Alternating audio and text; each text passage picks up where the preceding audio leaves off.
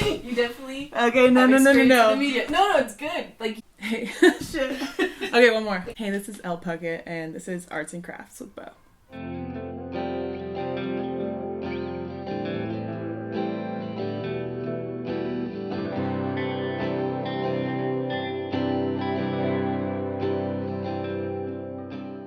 My craft has evolved since I was a kid. At first it was drawing when I was really young, first doing anything artistic. I was like, I am going to be an illustrator. That's my thing. But I mostly just loved creating something out of nothing. And then I learned how to play guitar when I was 8. And I was like, I'm going to be a guitar player. And then I started singing in high school and was like, all of my passions were like, yes, this is it. I found it. And it evolved. And I was a singer in a band for a while, and then a hired gun guitar player for other bands. And I still do some of my own solo stuff. I don't draw as much anymore.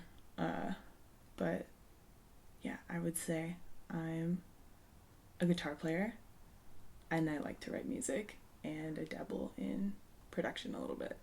Actually, drawing or artistic expression when you're kids, like a lot of kids get really discouraged easily if they're not properly nurtured, or like if no one points out what's good about their stuff, and you're just comparing your stuff to other people's.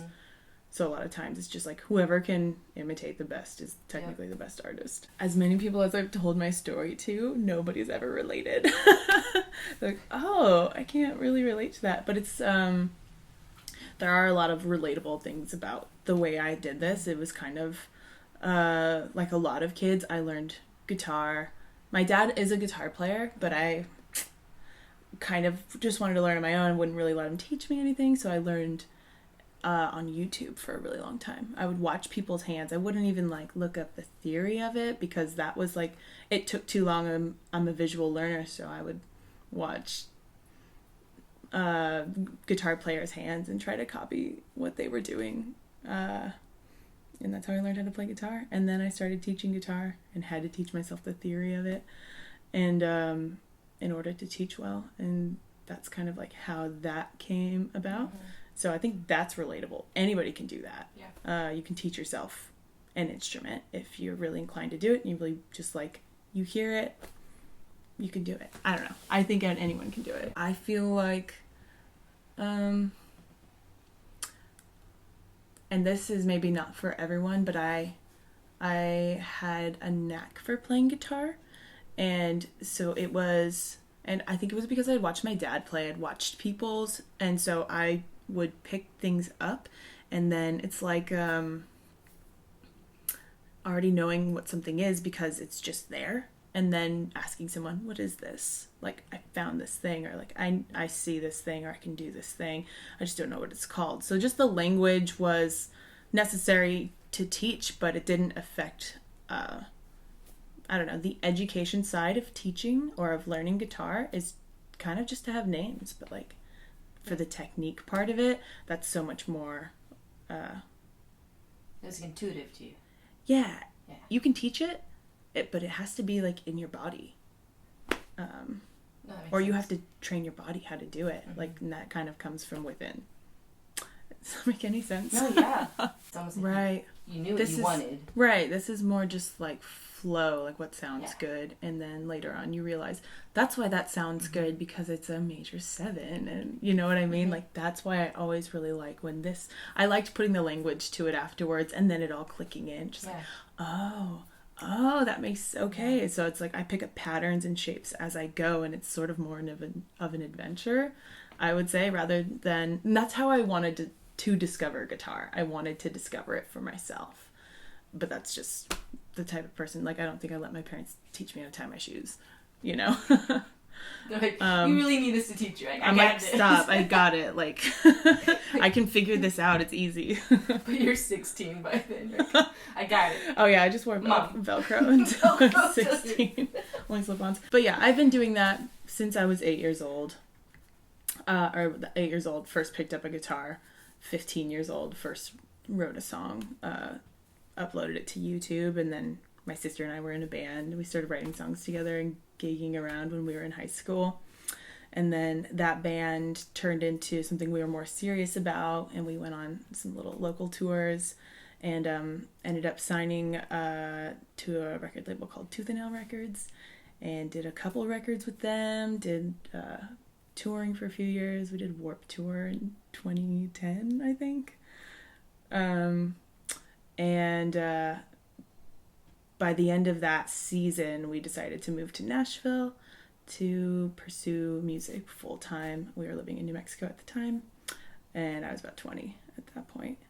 So moved to Nashville, did music full-time, part-time teacher, part-time musician in a band, part-time doing gigs, you know, just like learning the thing. I say that's like when we, since we were like from the desert, we moved to Nashville, and then we're like, oh, like, this is cool. And we like glowed up in Nashville, I would say. We were pretty corny, I would say, when we were young, but I've been going at it for, it seems like, my whole life.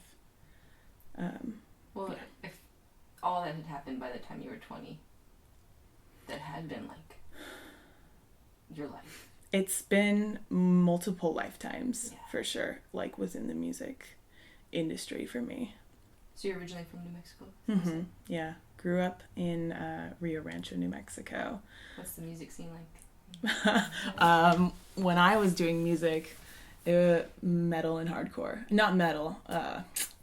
Hardcore, I would say. That was the scene. We would, my sister and I were an acoustic pop band, and we would tour with all of these hardcore bands.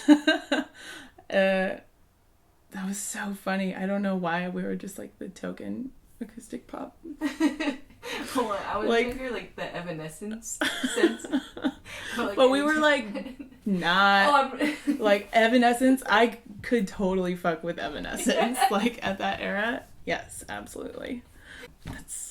I feel that so much. I have late bloomer tattooed on my leg. Yes, I get it. I have a zine called Revelations of a Late Bloomer. Oh, really? I was wearing a Gap cap at a hardcore show. That's still like, I'm telling you, like, if all of these things you had done because you just like, that's who I am, naturally flowing, and you owned it, like, no one would question you. Like, cool is attitude, right? Yes, I know this now. But we didn't know that. No, we didn't. Yeah, I didn't know that at all. I could show you some pictures of just like, that's when I was trying to do something. Like, we're just like finding it. Yeah. It's just some of us like know what we're looking for, but like are finding it still. Mm-hmm. Yeah, how was it with you cutting your hair? Shaving my head was very revealing. It was one of the more... It was a really strange journey. I thought it would be fun and badass, and then sometimes you have to be okay with feeling so empowered and feeling so badass, and then feeling like a freak and not liking the way you look sometimes, you know, because it's so jolting for me at least. I had long hair for a really long time. It was mermaid hair. I was so proud of it. It was like this symbol of power for me. It just felt so powerful with my long hair. And then it slowly got shorter and shorter, and I finally shaved it off in like a time where I knew I was evolving really quickly. So it just like, I like to throw a lot on my plate at once. I was like, cool, I'll deal with this emotionally too. Zero. And like, I know. We're like, I can't think of another time where I would have done it, but maybe not all. Emotional. Oh, yeah. Imagine. Right? Like, for someone who identifies with their hair a lot, like, your hair is gorgeous, by the way. Absolutely amazing. Also, you can unpack it too, because I've had breakdowns understanding how much this has kind of wrapped me up a little bit. Right? Yeah. Yeah, it's like, yeah, you don't realize how much, like, for all of us, our hair defines so much about us, and it's like, presentation is just really important to people, and it's just, you can look entirely different, or you can be noticed by an entirely different group of people with your hair a certain way. So it's just like this really important social signifier in some ways. And so when I shaved my head, I realized instantly that I was invisible to a lot more of the world. And obviously I got misgendered a lot, which is fine, but that had never ever happened to me. So I got to experience what it was like to walk into a women's bathroom and freak people out and feel like a little bit of anxiety when I would walk in, just like, oh, I hope nobody thinks I'm a boy, because sometimes I would walk in and someone would just be like, this is the girls' room, say things just like, oh gosh, anyways, a lot of awkward encounters, a lot of like just micro stress, and it's just like, wow, okay, cool. I'm understanding people that have to deal with this, like that accumulated stress over time. Luckily, just I only dealt with it, and I don't have to deal with it every single day. But just a little glimpse into that was really eye-opening. And then, just like seeing yourself change every single week, looking in the mirror or looking at pictures and being like, 2 weeks have passed, because you can see the growth. Yeah. That was really empowering, actually. Yeah. Seeing yourself change in front of your face. And for me, I was like trying to change in a lot of ways and really work on myself. So that was like my starting point. Now my hair is longer. I can see how far I've come, like even emotionally and mentally, just like making a lot of progress in my own personal life while my hair is growing. It's been a really cool experience, kind of healing in some ways. And now I'm not so attached to like my image like defining me. Like I define me no matter what my hair looks like. What I bring to the table is so not my presentation. Yeah, it's like a really healthy pruning. Yeah, exactly. I cut off all the dead stuff. I would do that all the time. I remember being like, oh my gosh, it's gone. Yeah, I definitely feel that. I've looked in the mirror and be like, I look hard. Like I think that looks great. I had that comment before you went. Thank you. Yeah. I simultaneously was like, I finally look how I feel inside, and at the time I was raging inside. So I just felt like I looked like I felt. Yeah. And if you don't feel like you have to do that, like that doesn't really symbolize bravery or strength even. Like shaving your head maybe even sometimes is like you're trying to help yourself, It's not because like you have the ultimate courage. You just feel like you want to do something drastic. You want to symbolize something drastic because you're feeling like trapped, and it's just like a way of expressing some sort of, like, for me at least, it was just like a statement of sort of, I was fed up with a lot of things. Yeah. That shift, was it, I would imagine, I could be wrong, when you said earlier when you cut your hair and you watched it grow, it was really cool to be able to have the outward mirror inside. So like as you're growing, as things are getting unpacked, I wonder if that adds to the manic feeling of like when you don't have an outward drastic change, but inside you're like things are turning over rapidly, but everything else to everyone else is same. That I feel like that would be maddening. Like that not that you cutting your hair like saved you, right? But it proclaims something out loud. Like, yep, if you sense things are different. Yeah, that's a really good way of putting it. Yeah, I mean, I'm a very reactive person, and so like seeing something change that I don't know. I like to see a lot of movement and a lot of change forward, I think, or I start to feel stagnant. My Instagram bio is stagnation is death. And I think all that really comes down to for me is just I don't like to stay in the same place. I want to feel like I'm moving forward always. So I've gone through a lot of phases. What life is this? What life are you in? I haven't even counted them. So many different ones, though. I like this one, though. I feel like I'm in a really good place. A really good phase. But, yeah, it's funny how much I've changed.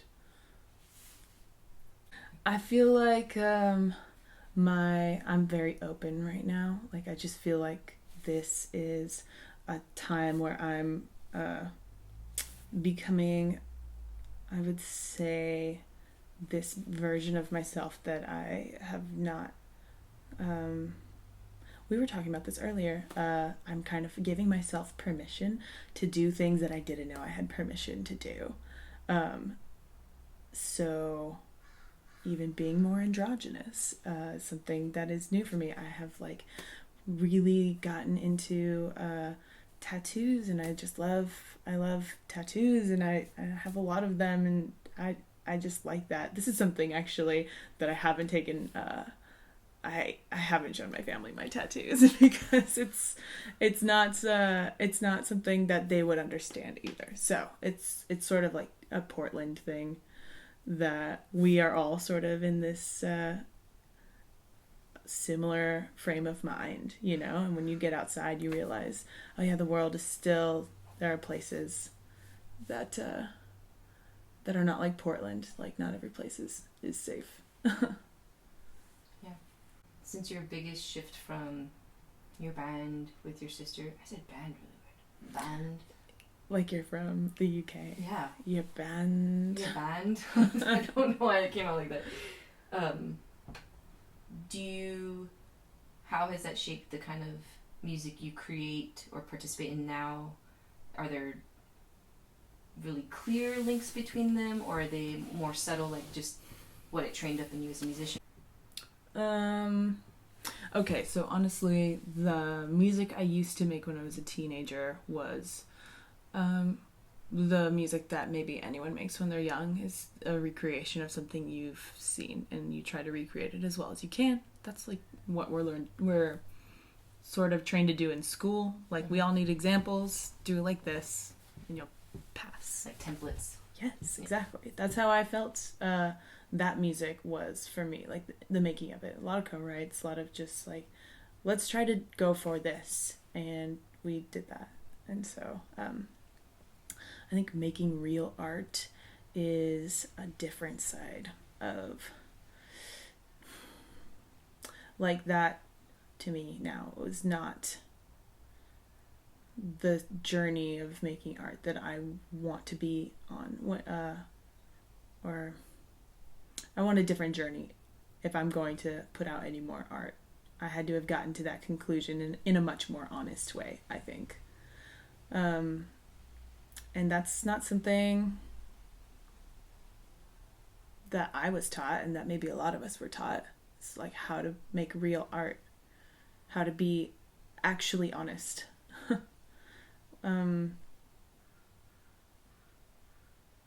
And how to not judge yourself so hard.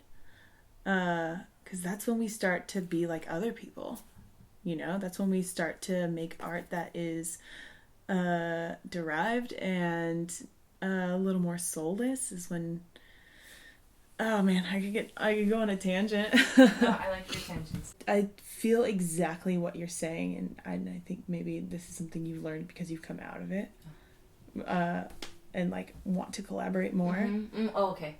I know for sure the part that's changed on my side, because I don't know how to change the other side.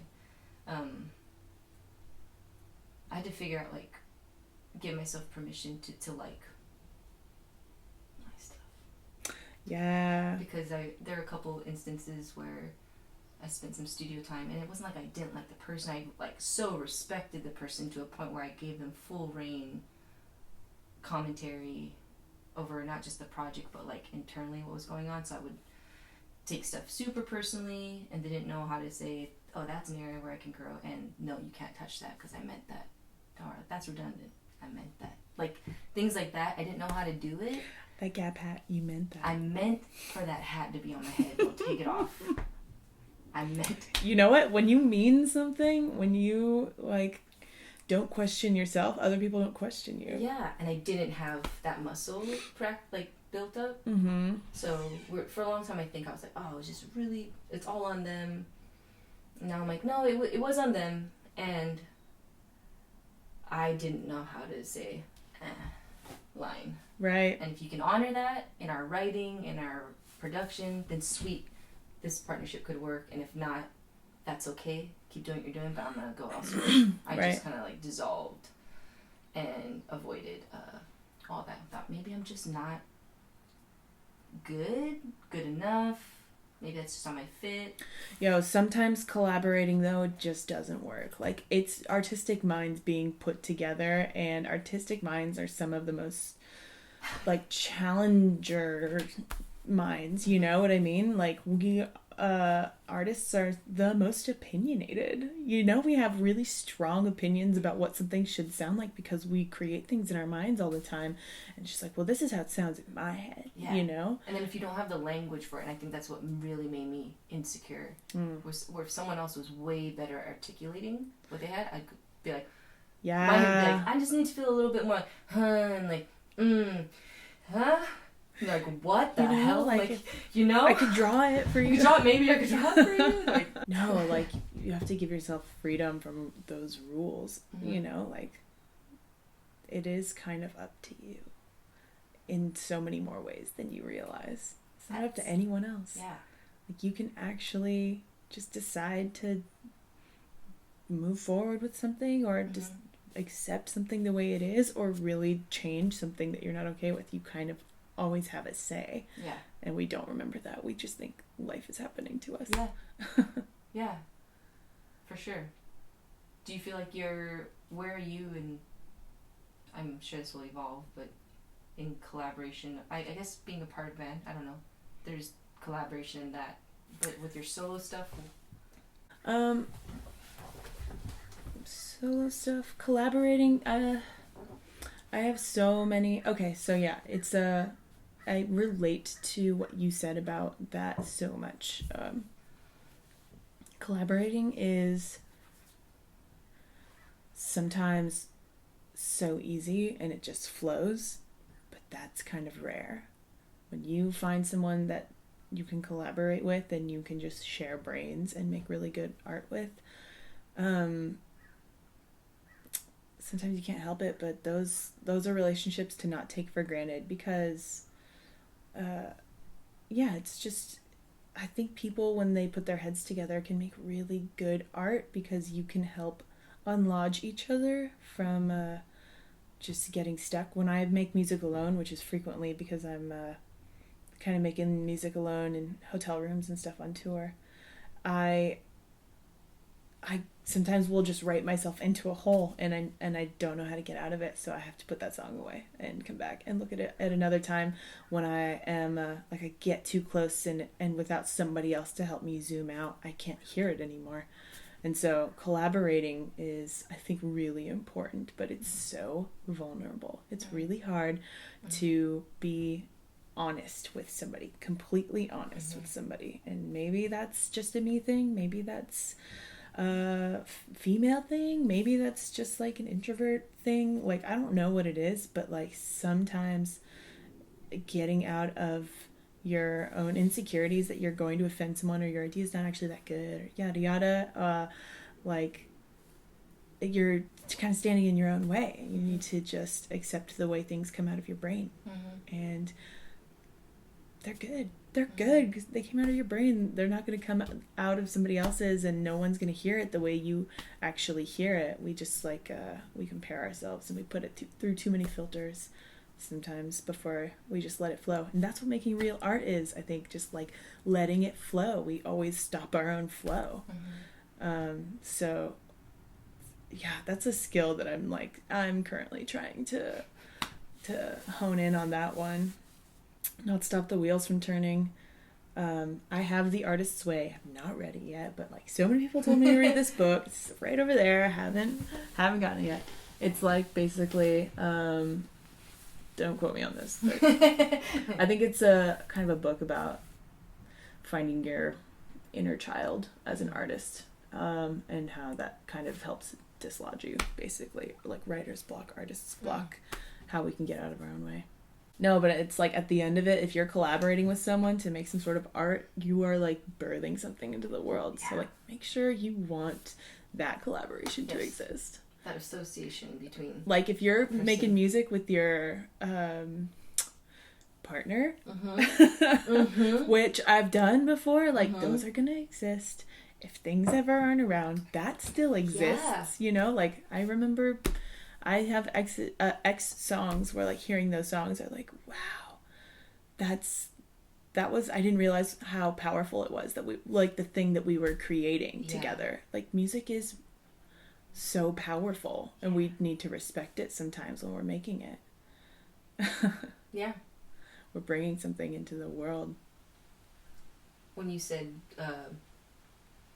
not to take for granted those people, those pockets, I think that's the proper posture, instead of there's no one that I can trust or connect in that artistic level, or the kind of not treating it as sacred, just everything is everything and blah blah blah. Right. Maybe just it's redirecting and being like, they're gonna be few, but they exist. Right. And when you encounter them, like, just make sure to say how, like, special it is. Right. Like, acknowledge this it. Is great. Oh I yeah. love this. You know, I feel like that's a really good posture, because then you're not living, like, in this fear of they'll never come around, or they'll leave, or I don't know. That was good for me. Thank you. No, yeah, for sure.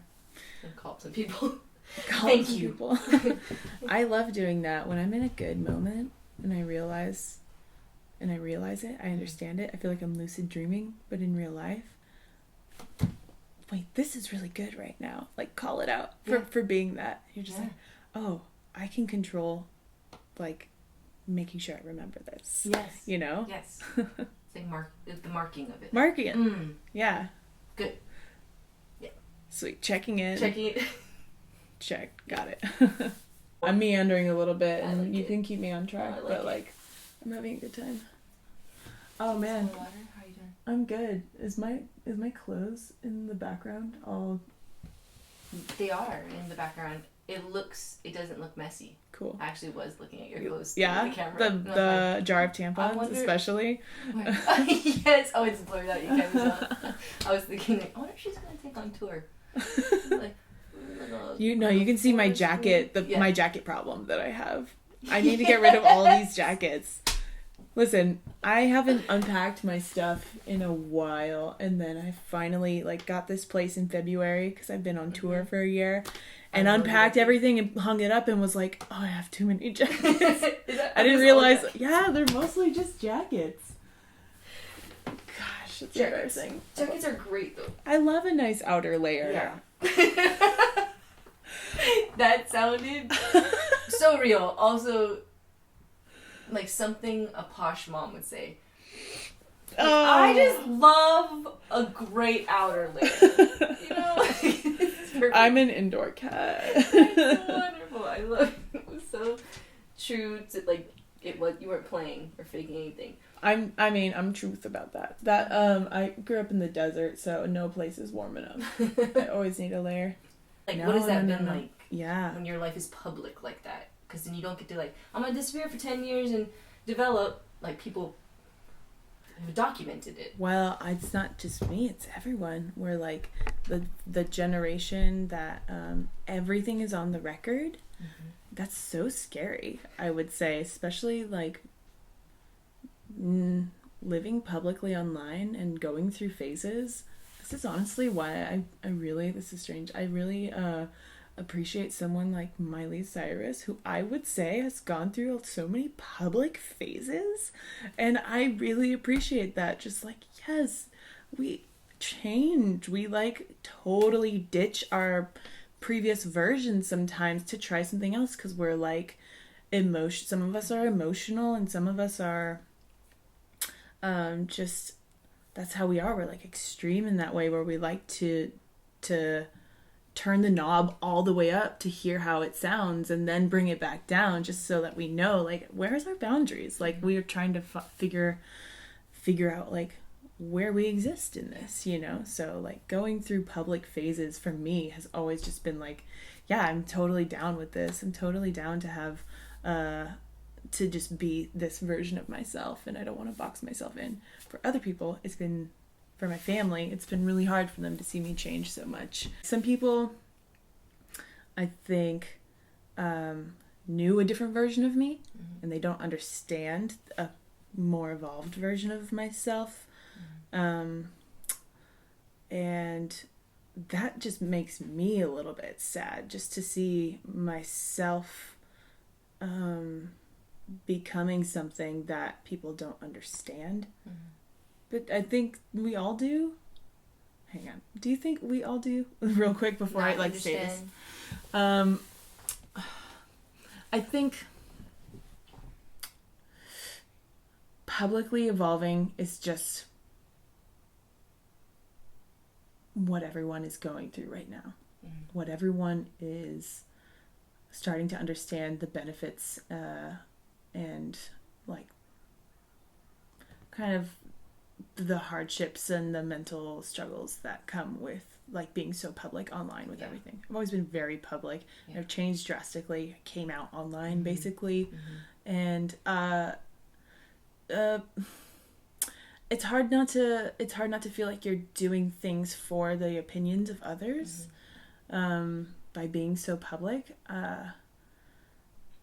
But it is kind of a different community that we have.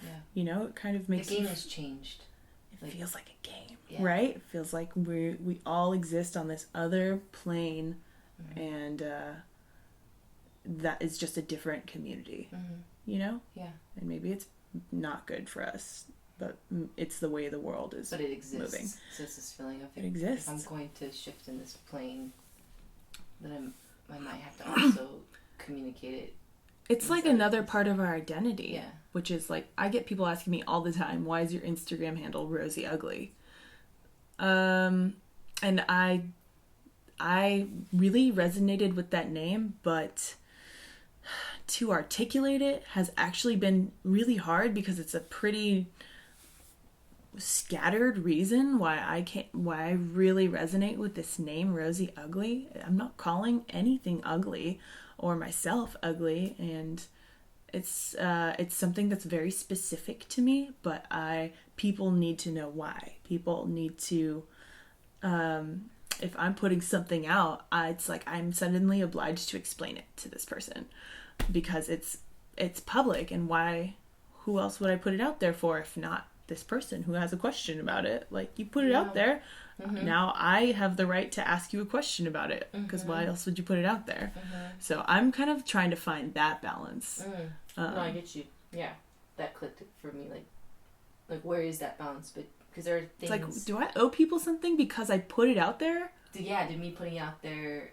Did I remove my right to be private about it because I made it so public? But can there be bits and pieces of me that exist publicly, without any demand for explanation? Yeah. So what I would... What did you find? The first part of that question, though, would you read it again for me? What do most people know you for?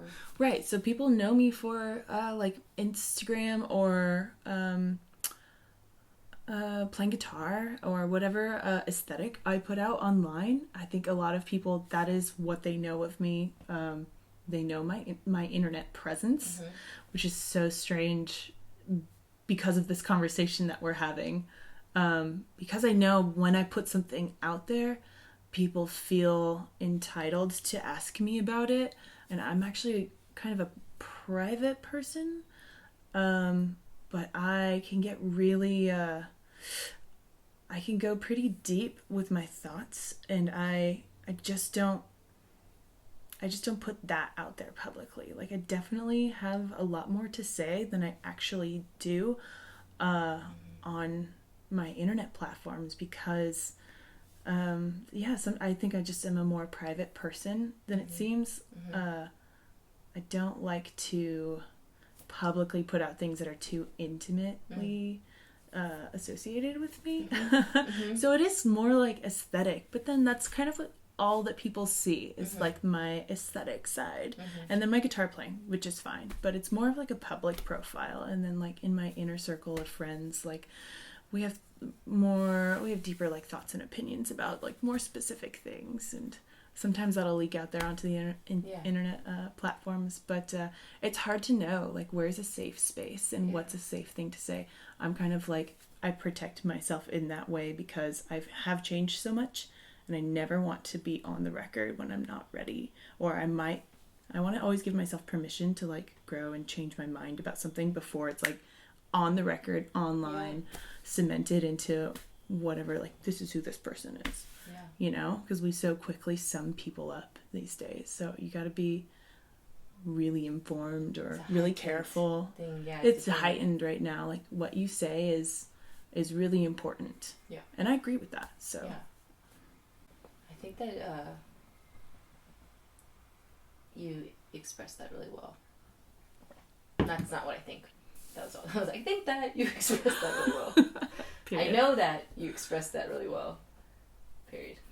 And I think that dance between personalizing something I feel like can be so plastic, that has been like a weird dance where I'm like, I don't want to withhold. No, I don't want to share everything. And sometimes it's protecting myself, sometimes protecting my family, sometimes protecting just my people or my, you know, like you said, myself. Like, I think I'm changing my mind on this, and I want to give myself room to actually know what I know, what I know. And I want to create the theme, a constant theme of what I put out there and publicly is at the very least an honest glimpse of me. Like, you're not going to get everything, because you can't even if I shared everything, like you said, you can't. It's a social, like, media platform. Right. You're not going to get a whole person. Right, exactly. But whatever I put out there, I'm like, but I want at least those things to be honest. And it is a hard thing going between. I know mine's a lot more narrative. I'm like, sometimes I feel strongly about things going on in the community, my family, myself, and I'll sit with it because I'm like, I don't want to look like I've opted out of this conversation. Totally. But I also don't think I have anything new to add that's profound in a way that it doesn't feel like I'm like, joined in, everybody. But is that the same thing of a co-write, you know? Having an opinion that has already been had is still fine. You're adding weight to something that deserves a little more weight by being another voice. That's good. No, yeah. And I think that that's probably the filter that it's going through, even unknowingly, is it valuable? And then all the voices like, Isabeau, does it have to be new for it to be valuable?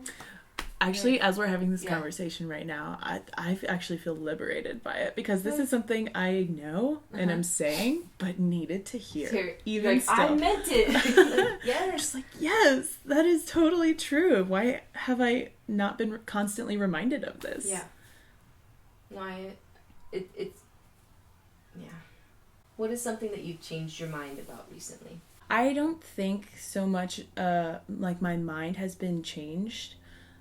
As an adult, I think I had a big change of mind when I realized that I wasn't straight. That was like, I did have to change my mind about a lot of things. So that was like the biggest one. And since then, I have more so just been learning things becoming aware of things. So like I don't have so much solid, like, this is exactly right, this is ultimate truth, and there's no other truth that could surround this. I'm very careful about having thoughts like that, because I feel like I boxed myself in a really in not a good way already. So I don't do that anymore, and I try to just have I try to hear more than one perspective, and then, you know, you can resonate with a perspective, but there's always other angles, there's always other truths that surround a lot of issues. And so I think I've started reflecting a lot on recently on how I've been perceived in society, and where I come from, like my sort of where I sit socially, and like how that has affected my life. More so, I've just been reflecting on that to better understand the way the world interacts with me and the way I interact with the world. Just kind of making sense of what things are easier for me, what things are harder for me, based on. So it's not like I've changed my mind on anything, but I'm becoming more and more aware of me being the person I am, how that affects the world, how I am not immune to certain things in this world. There's a cause and effect, I think, for everyone, and some of it you have nothing to do with. Will you say where people can find you, and then I want to hear what you were about to say, just so in case this dies. Sure. It was just so funny because we were just talking about social media. Where can we find you? No. Your life and get half-honest glimpses. It makes sense. You can find me at Rosie Ugly on Instagram. That's pretty much all I ever post. I've tweeted a funny thing or two at Elle Puckett, but mostly I use Twitter for entertainment and Instagram for actual documentation of my life. So that's how you can find me. Also Bandcamp, Rosie Ugly. That's where I throw up my little road demos. Yes. Yeah. When do you leave? Oh, this is not going to air Leave by then, tomorrow morning. Today is June 19th, 2019. She thought she was going to leave in 3 days? Yeah. She leaves tomorrow morning. She's going to pack all those jackets in the bag. Every single one. Yeah. You go on tour and people are like, did you bring I wear clothes? 3 jackets a day. No. All at once. Yeah, all on top of each exactly other. like, No, I have my morning jacket. I have Yeah, keep describing your jackets. my brunch jacket. That one I really like. I have my lunch jacket. What is your favorite jacket though? My I really only wear like 2 of those jackets ever. What color? I'm zooming in right now. It's they're my favorite jacket is,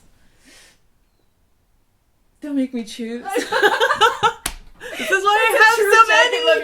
You're like, I only wear like 2 of them, my favorites, and then which ones are like, shh, don't let them hear you. This is why I have so many. I can't get rid of any of them. I can't even tell you which one I like the best. I understand. It's funny. Real time, you couldn't decide.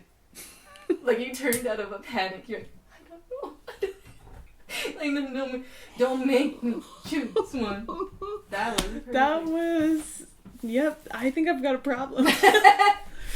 Revealed, caught on camera.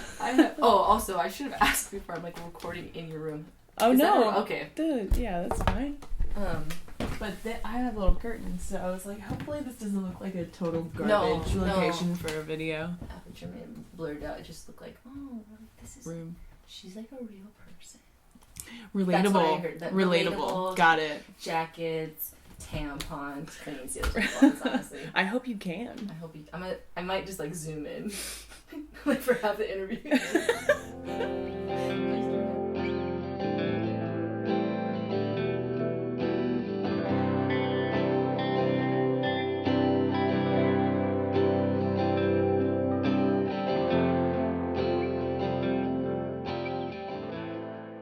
At the end of it, you're going to create something. The chair? Oh, I thought you could hear it. I'm like, it's not like I farted. I'm gonna be like, totally the chair. No, I have already thought that about these chairs so many times. I live with these chairs, I know.